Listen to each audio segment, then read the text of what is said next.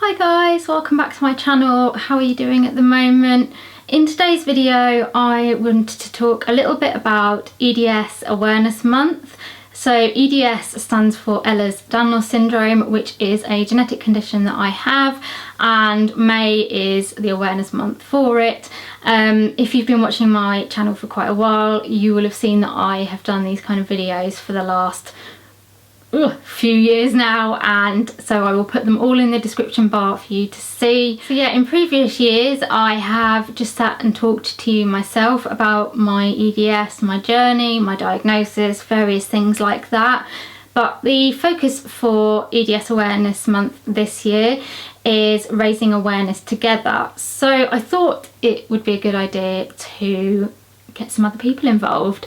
I put a bit of a plea out to friends and people in support groups and stuff, and I've got a few different opinions for you from different people with EDS. And yeah, I thought it was a good way of kind of trying to show not just my view of EDS but how it affects all sorts of different people. So I've got a few different questions that I have sent out to everybody, and I thought I would just share everybody's answers with you to try and raise a little bit of awareness about EDS.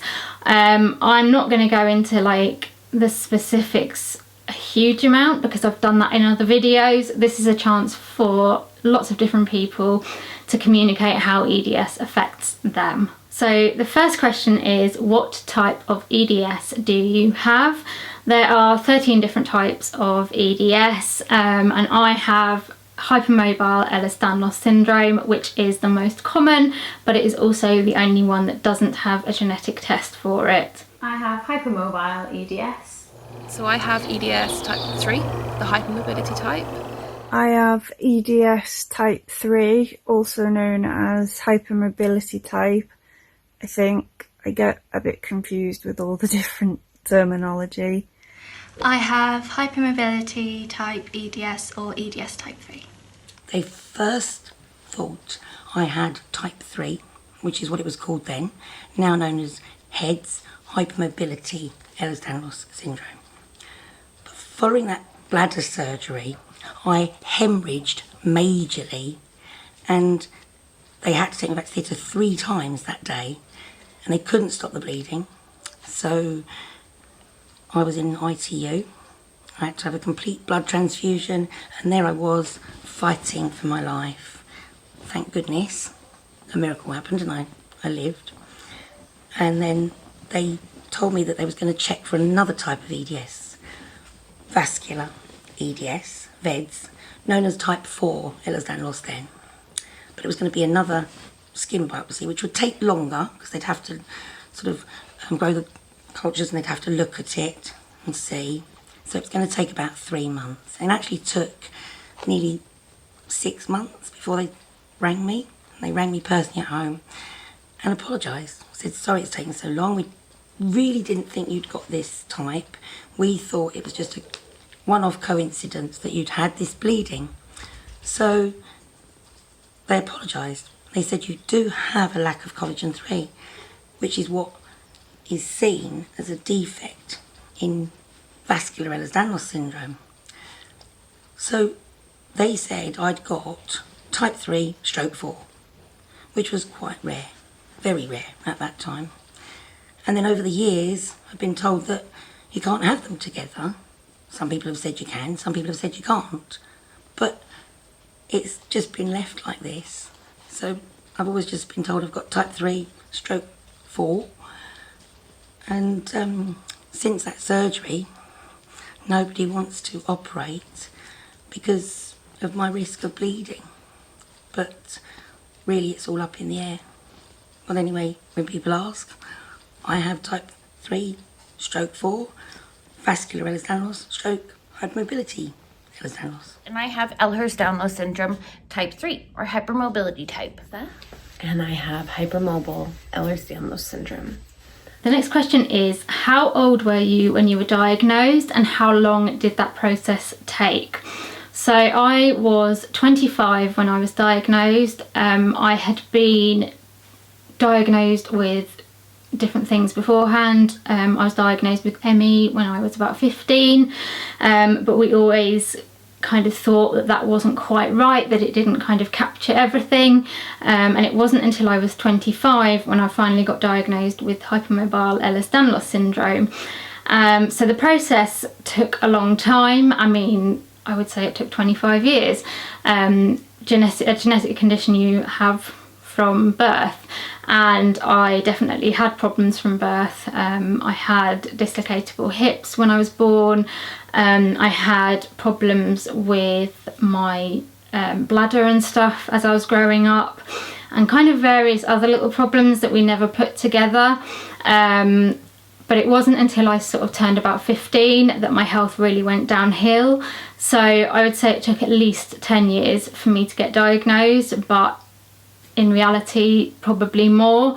The reason I got diagnosed in the end was that I actually ended up being left holding my medical notes, and this was at a point where they weren't kind of online. You had like the big folders, and me and being a bit nosy, I started to just have a little flick through, and I found that when I was a baby, the doctor had written in my notes that he thought I had some sort of connective tissue disease.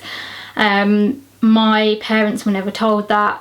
We were never made aware of it. It had not been brought up at any other point, as I was growing up. So it wasn't until I looked in my notes and found that we suddenly started to think, okay, maybe that's like going somewhere. And I then took that information to the GP that I had at the time, and that was what kind of started my diagnosis, like the process of diagnosis off. So yeah, it took a long time to get diagnosed, and I think that is quite normal for a lot of people with EDS. I was diagnosed at the age of 29, only about 6 months ago.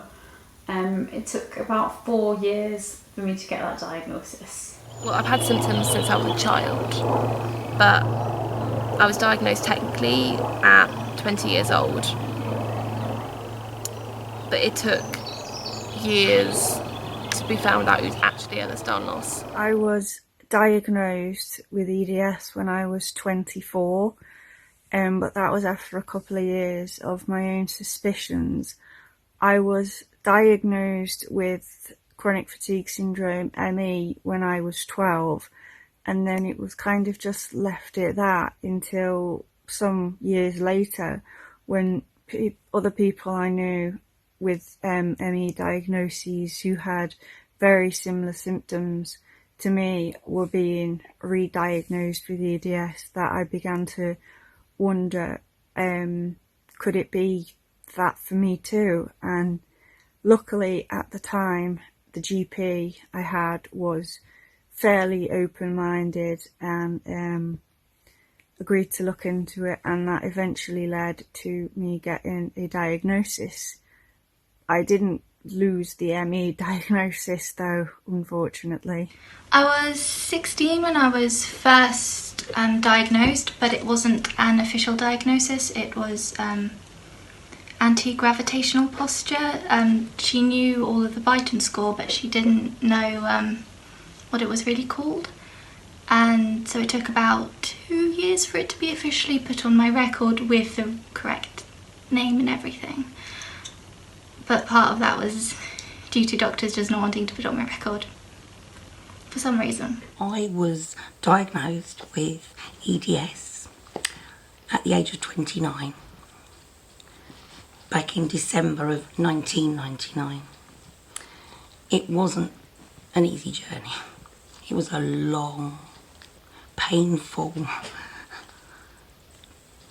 journey with so much heartache and torment. I was told that I was imagining things, it's all in your head. I was diagnosed with an eating disorder because I lost a lot of weight at one time where I struggled to eat and digest food. I used to be sick a lot, so they just thought it was anorexia or bulimia. Then there was the growing pains. It's all just growing pains. It'll go away. And then I was told I'd got weak knees. I used to be an artistic roller skater, competitive, and sometimes my knees would just give way on me. So they did scans and tests and they couldn't find anything wrong. So they decided it was just growing pains and that it would go away. But it didn't. So I used to dislocate and sublux. It used to be my party trick when I was younger, but I didn't know what it was then. So that was just something that I thought was fun when I was younger, but obviously it was doing a lot of damage. And I had a lot of problems with my bowel, functional bowel disorders. It was just diagnosed as constipation, severe slow transit constipation. Even though my mum used to take me to the doctors, my dad even paid for her to take me to a private clinic, but they just said the same thing: eat more fibre and take these laxatives and these enemas. So I'd had them from a really, really young age. So by the time I got into my 20s, none of them really worked anymore because I'd been taking them for so many years. My bowel had just got used to them. And it's really quite upsetting when you know something's not right, but everyone keeps telling you that it's all right, you know, go away. I also had problems with fainting, which I now know is to do with the POTS related to the EDS, and used to have sort of other problems with that, like my heart would race, tachycardia, and they'd say I had a panic attack, but it really wasn't like a panic attack. And I just really just wanted to know why I was having all these problems with my body at a young age, and no one could tell me what it was. And then I got married when I was 23, and within 2 months I was pregnant, which was incredible because at 19 I was diagnosed with endometriosis and told that I may never be able to have children, could be infertile, but we wouldn't know till we tried. And when I gave birth to Lewis, it was amazing, incredible, and then awful because my whole pelvic floor collapsed 2 days later. So I was passed over, pillar to post, pillar to post. Eventually, we got to St Mark's Hospital, and within 4 weeks of getting there, Lewis was just turned a year old. They operated, and they tried to repair everything. Sadly, it all prolapsed again when I stood up 16 days later. And eventually, I had to have a hysterectomy. It was the only thing they could do. And also an ileostomy, because my bowel had now ceased to function, intestinal failure. My urogynecologist just happened to go to a conference, they spoke about EDS, and he thought, hang on, I think that's what Leanne might have. So he got the geneticist from that conference, who was in Wales at that time, but he came to see me, and he done a full history, and then said, yes, I think you've got this condition called Ehlers-Danlos Syndrome. It's a connective tissue disorder. It's to do with the lack of collagen in your body. We will confirm it by a skin biopsy. Obviously, I didn't know anything about the disease, but it was just so good to finally get a name. I was diagnosed just over a year ago, and it's also been called many, many things. It took me a very long time to get a diagnosis. I was diagnosed at 32. I had signs that are clear in retrospect, but growing up, I wasn't severely disabled in any way. I did have growing pains, and I was clumsy, and was accident prone, etc., etc. But nothing that we really worried too much about.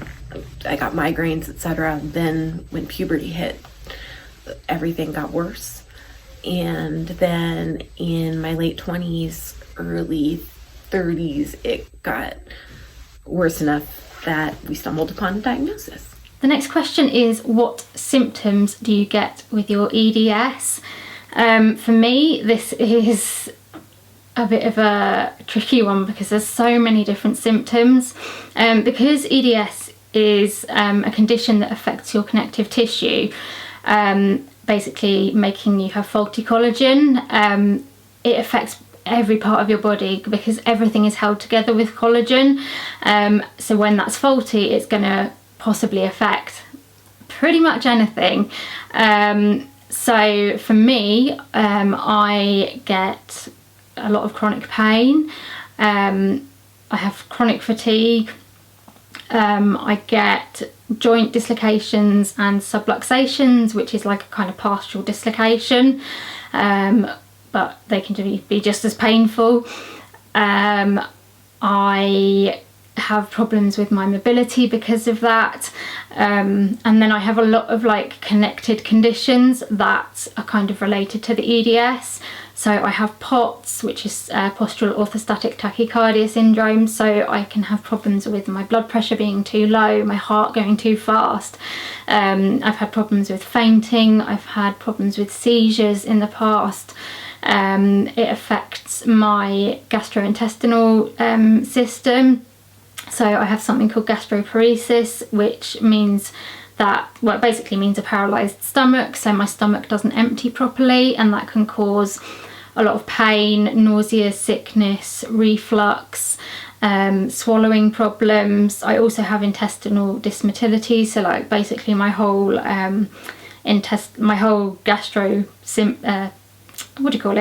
system just doesn't move food through it properly. So as well as all the other things, it can cause constipation, bloating, a lot of pain, and it also, for me, causes problems with absorption. So I have to take quite a lot of like supplements and nutritional drinks to make sure that I get what I need, and even then I have problems with some of my blood levels, so it's a case of kind of keeping an eye on them and dealing with stuff as it comes. I have been tube fed in the past, but at the moment, touch wood, I'm managing on nutritional drinks and food. My EDS also affects my bladder, so I've always had trouble emptying my bladder properly. I now self-catheterize, and that seems to help. But I'm possibly going to have surgery at some point to have like a pacemaker type thing implanted. I've also got something called mast cell activation disorder, which seems to be related in some way to the EDS, which basically means that your body starts to react to pretty much anything. So your histamine levels just go completely crazy, and your body has random allergic reactions to anything and everything, which is quite frustrating. I also get a lot of headaches and migraines. I don't know whether it has affected my eyesight, but my eyesight does seem to decline quite quickly, so I'm constantly needing to get new glasses. I feel like I've probably missed something, but that's probably a good lot of symptoms to tell you about. But yeah, as you can see, it just affects pretty much any part of your body. My main symptoms, as you would expect, I have hypermobile joints. I struggle with chronic fatigue, chronic joint pain in most of my body. I get a lot of sort of clicks and cracks in my joints, and sometimes I get subluxations. I get heart palpitations, dizziness, lightheadedness, shortness of breath, which you might hear at some point whilst I'm talking. I struggle to regulate my temperature. I have very delicate skin. I get a lot of rashes and stuff. I have tinnitus as well. From a child, I've always had kind of minor problems with my joints and bladder and bowel and fainting and dizziness. But you don't put getting a UTI with bowel pain and constipation and then falling over and joints and pain and fainting and being dizzy and surgeries and different problems going on, that you look at them individually, and it's not until somebody puts them all together that you get Ehlers-Danlos and the multi-systemic problems it has. For me, it's caused lots of secondary conditions as well. So I have POTS as well, postural orthostatic tachycardia syndrome, and mast cell activation syndrome. and also reflex anoxic seizures. And I also have gastroparesis, so I'm tube fed and I have a venting peg, which vents bile and things that my own body can't move through because my stomach is paralysed. As well as that, my bladder doesn't work, so I have a permanent catheter, and I have a central line, which means I can get IVs and medications as needed. Yeah, it's hard to know what symptoms belong to which condition, as I do apparently have ME as well, and also POTS, though that's probably like comorbid with the EDS. But I get extreme fatigue, muscle pain, joint pain, subluxations, dislocations, tachycardia, nausea, difficulty eating a lot of foods, difficult digesting it, IBS it's caused, chronic migraine, just all sorts. I forget about symptoms I have sometimes until they pop up again, and it's like, oh yeah, you're a thing, great. I actually get a lot of the dislocation, pain and instability ones, and a lot of the digestive. So basically all of the bad stuff. I used to be really good at gymnastics because of it and dancing, but not really worth it. So I can dislocate 30-40 times a day, and I have extreme bouts of pain where I'm blacking out, and yeah, it's really, really not good. So the symptoms that I live with, mainly bladder and bowel failure. So I've got total intestinal failure now, which means I can't digest food, I can't have anything orally like medication. So I've got a Hickman line, which is here. It's inserted into your heart, and I'm fed what's called total parental nutrition, TPN, and I also have fluids, and I've got a double lumen, so the other one is where I have all my medication for my pain, sickness, and anything else that I need to have, antibiotics, acid reflux medication. So this is my lifeline, and this basically does keep me alive every day. And I've also got a catheter, suprapubic catheter, that goes into my bladder and drains into a bag. This is because my bladder stopped functioning. And the other bag I've got is a venting peg, because my stomach doesn't drain, so everything just sits in my stomach. And I used to be sick all the time, or if I wasn't sick I'd feel sick, and I couldn't eat anything or digest anything. So this drains my stomach, and this has really helped. It's helped me not to feel sick, and I can drink things now, although I don't absorb it. I can actually have it for the pleasure of having a drink. And I've also got my stoma, my ileostomy, which is a bag for my bowel. So the other symptoms that I get with EDS, my joints dislocate and sublux daily. My fingers, my toes, believe it or not, shoulders, hips, knees, ankles. Most of my joints at some point have subluxed or dislocated. And your joints are very weak as well and painful. So I've also got esophageal reflux disease. So I get a lot of acid reflux, not pain with that. Arthritis. I've just been diagnosed with inflammatory arthritis, which my fingers, my toes mainly, are very inflamed, very painful, and functional activities now are very, very difficult. That's because of dislocating so many times over the years. One of the other really hard things to live with EDS is the chronic fatigue.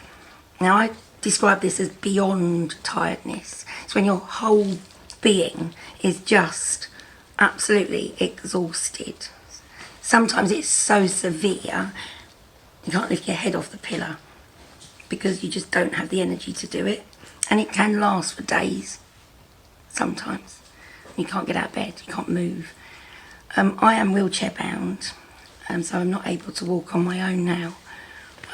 Some people with EDS use crutches or walking sticks. Some people can walk, but they still live with these debilitating symptoms. And another condition that's linked to my EDS is autonomic dysfunction. So I have POTS, which is post-orthostatic tachycardiac syndrome, which means that my blood pressure can drop very low or go up very high. My heart races. I do get POTS seizures, which do look like epileptic seizures, but they're actually POTS seizures. And I used to faint a lot, so I don't stand up so much now. I have to have my legs raised because the blood doesn't pump around your body like it should do, so it causes you to feel faint, it causes your heart to race. In my teens, I had difficulties with my legs. When I was pregnant with my son, I had really bad difficulties. When after I had my daughter, I had incredible digestive issues that have never gone away. They're coming back to haunt me again.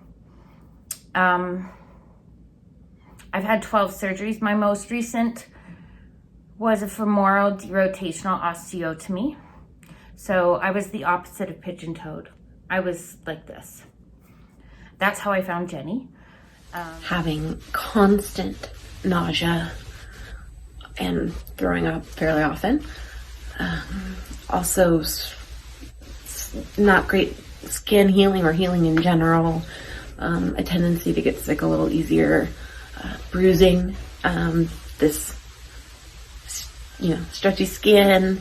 Pale, and you can see a lot of my veins. But the painful symptoms are things like my joints dislocating and subluxing several times a day. Especially with instability in my neck, which then causes a whole cascade of other issues. But I would say for sure that the pain, nausea, fatigue. I also have POTS and issues with my mast cells, and that's sort of the things that go along with EDS, and digestive issues, etc. And I can get real severe brain fog, which is why I keep forgetting things as I'm trying to do even this. Hi, this is Jenny from the future. You can probably tell because I've changed my clothes, I'm not in the same place and all of that. I hope you've enjoyed this video so far. I had thought that I would just make one video for EDS Awareness Month, but I've had a really good amount of responses for people who want to get involved, as you will have seen in this video so far. And because I've got so much content from people, I've decided that I'm going to split it into two videos, because otherwise it's going to be one very long video and it might be a bit difficult for people to watch. So I'm going to end this one here. So this one has obviously included how people got diagnosed and also some of the symptoms that they get with EDS. And then there will be a second video which will come out shortly after this one, which will talk a bit more about daily life with EDS, positives, negatives, and yeah, just a little bit more about what it's like to live with EDS on a daily basis. So yeah, I will finish this video now. I hope you've enjoyed it and you found it interesting and helpful to learn a little bit more about EDS, or if you've got EDS, I hope you have found that it makes you feel a little bit less alone, that there are other people out there with it. If you have enjoyed the video and you'd like to see more from me, please give me a like and subscribe to my channel. Also, leave me a comment, let me know what you thought of the video. Do you have any questions that have come up about EDS or other things? Do you have EDS and can you relate to what people have said in the video? Also, a massive thank you to everyone that's contributed for this video. Really appreciate you taking part and helping to spread awareness. Also, let me know if there's any other videos you'd like to see me do, whether that's related to physical health, mental health, or anything else in between. Do let me know, because it's really helpful to hear what you would like to see. If you would like to come and follow me on social media, that would be brilliant. All my links are in the description bar below, but I'll pop my Instagram and Twitter up here. They're the two that I tend to be on the most. And on Instagram, I tend to update my stories every day. So if you want sort of like in the moment stuff, come over and say hello to me on there. And I will see you in my next video very soon. Bye.